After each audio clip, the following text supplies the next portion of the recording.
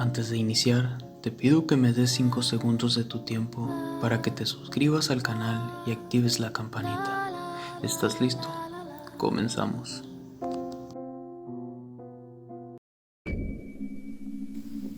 Mi papá fue un oficial de seguridad en Chernobyl durante el colapso. No te daré un trasfondo extenso porque no importa. Básicamente, mi papá obtuvo el trabajo en la plataforma nuclear de Chernobyl a través de un amigo, un compañero de clases que trabajaba en algún tipo de puesto de nivel medio en el Partido Comunista. Mi papá no tenía mucha suerte en ese entonces, y su amigo Igor lo vio de casualidad en una taberna local. Empezaron a hablar toda la noche, y así, Igor usó su influencia para conseguirle el puesto. No importa que no estés calificado, la mitad de los sujetos no lo están, le dijo Igor. De cualquier forma, mi papá comenzó a trabajar allí en 1948 e hizo muy buen trabajo. Cumplió con lo que se le pidió. La mayoría era simplemente revisar los sensores y asegurarse que las tuberías estuvieran selladas y todo eso. A finales de 1985 y a principios de 1986, había comenzado a notar que más representantes del Partido Comunista estaban llegando y saliendo de la planta. Usualmente, las visitas estaban limitadas a oficiales de cumplimiento y supervisores de materiales peligrosos, cuando algún material radioactivo era movido de adentro hacia afuera. Pero estos no eran especialistas de la planta. Se veía como que eran miembros del buró político. Me dijo que reconoció a unos cuantos por los discursos televisados, pero que no recordaba nombres. Solo sabía que eran de rangos altos. En la noche del colapso, mi papá estaba haciendo sus revisiones usuales de válvulas y sensores, cuando los miembros del buró político, acompañados por soldados con fusiles, se desplegaron por el pasillo hacia el área del reactor. Los soldados estaban vistiendo con trajes para radiación, mientras que los miembros del partido no. Mi padre los siguió por varias decenas de metros y subió a una plataforma elevada desde donde los podía ver a todos. Se amontonaron por las piscinas de enfriamiento. Mi papá hizo un esfuerzo para actuar como si estuviera observando las lecturas de presión frente a él, notando vagamente que se estaban elevando. Fue alrededor de este punto cuando las luces se cortaron. Aparentemente, esto no era inusual para la planta. Los sistemas eléctricos no recibían el mantenimiento necesario y a todos los electricistas en el personal se les había encargado el trabajo más crítico, incluso con las luces fuera de servicio. La radiación de Cherenkov lanzó su resplandor azul característico por encima del grupo, iluminando a los políticos y a los soldados. El agua en la piscina comenzó a moverse. Ahora, mi papá no era un ingeniero nuclear. Aún así, sabía que fuera lo que fuera que estuviera sucediendo en la piscina, era anormal. Había estado en el área muchas veces y en ningún momento el agua se había movido de la misma forma en la que lo hizo en ese entonces.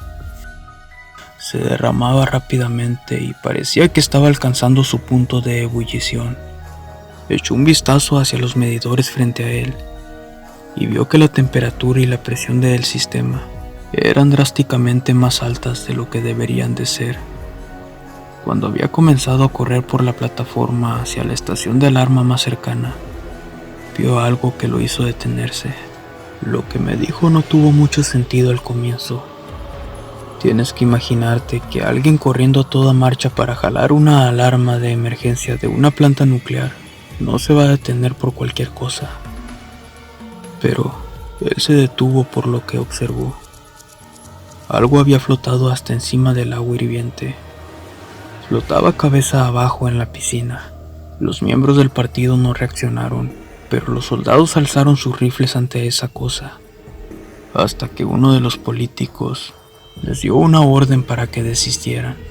1 minuto o 2 más tarde, la cosa se arrastró afuera de la piscina y echó su peso encima de gruesas piernas para pararse frente a la multitud que se había aglomerado.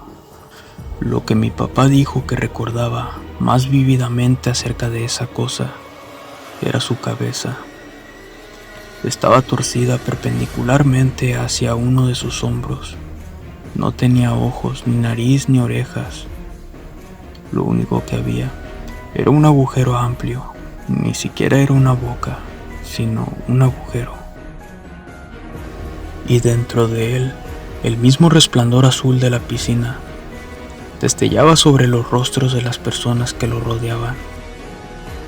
Alguien más en la planta debió haber notado las anormalidades en la temperatura y en la presión, y había jalado la alarma, porque las sirenas comenzaron a dispararse y los generadores de diésel habían sido gatillados para forzar la máxima potencia del sistema de enfriamiento. Pero nada de eso le importó a mi papá.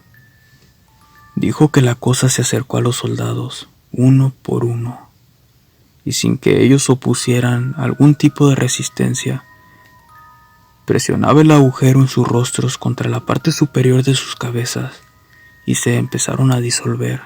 Primero se derritieron sus trajes, luego su piel se comenzó a ampollar y por último a carbonizar.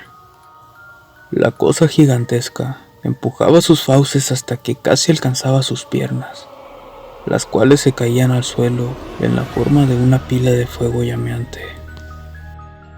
Ella permaneció de pie, en medio de los escombros de piernas, caderas y entrepiernas humeantes, y miró fijamente a la atrocidad. Luego, mi papá le gritó para intentar salvar a la mujer, mientras las palabras abandonaban su boca. El contador Geiger que mi papá era obligado a llevar consigo en todo momento marcaba niveles altos de radiación en el mismo instante en el que la mujer se incendió en llamas. Mi papá pudo haber jurado que ella estaba sonriendo mientras era calcinada. Finalmente, todo esto fue suficiente para que mi papá saliera corriendo de ahí.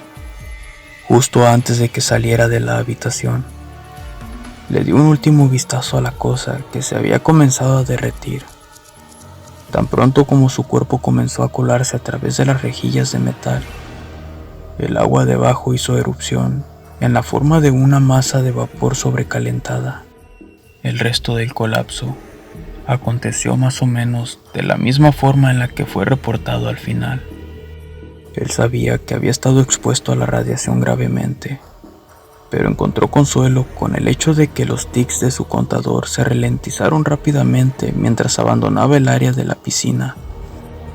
Mi papá fue capaz de salir antes de la explosión principal.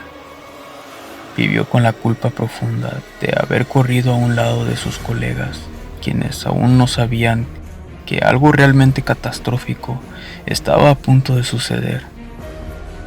Él creyó que su cáncer de tiroides era el castigo por su indiferencia hacia ellos durante el escape. Murió un par de días después de que compartió su experiencia conmigo. Simplemente no tengo idea de qué hacer con respecto a todo el asunto. Obviamente, es posible que lo haya inventado, pero no sé por qué lo haría. No tiene nada que ganar ahora que está muerto. Quizá alguno de los otros sobrevivientes o sus hijos puedan corroborar partes de lo que me dijo. De cualquier forma, si es verdad, existen mucho más aspectos relativos al desastre de lo que se nos ha contado. Incluso ahora, mientras el desecho radioactivo se derrite en la Tierra, la historia de mi papá casi lo hace sonar como si el colapso de la planta solo fue un precursor de algo mucho peor, algo planificado. No quiero que todo lo que me dijo sea verdad, pero solo imaginar de que sí lo fuese me aterra más de lo que puedo soportar.